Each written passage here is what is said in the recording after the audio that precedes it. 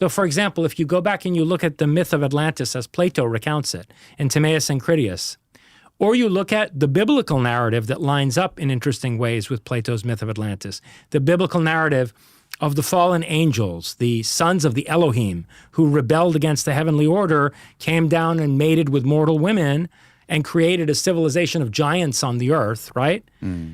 Which then Yahweh has to wipe clean off the face of the planet through the great flood. This matches up exactly with what Plato tells us about the rebellion of Atlantis against Olympus and how Zeus had to bring the great flood to destroy Atlantis.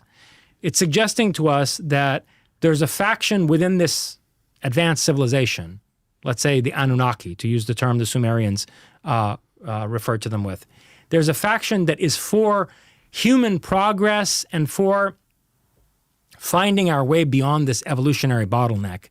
It wants to foster further human development and to empower the human individual. And in the Sumerian context, this is the faction of Enki. You have this battle between Enki and Enlil. And Enlil is basically like Zeus or Yahweh or Indra, the lord of the Devas in Hindu mythology.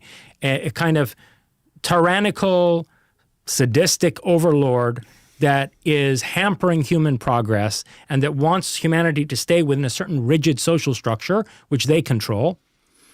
And then you have rebels, the giants or, hybrids that form the leadership of Atlantis, who are aligned with this kind of non-human intelligence or perhaps this artificial intelligence that's looking to break us from out of this control system. That's the basic dynamic as I see it and as I outline it with, all kinds of data and multiple lines of argument in my book, Closer Encounters. Okay.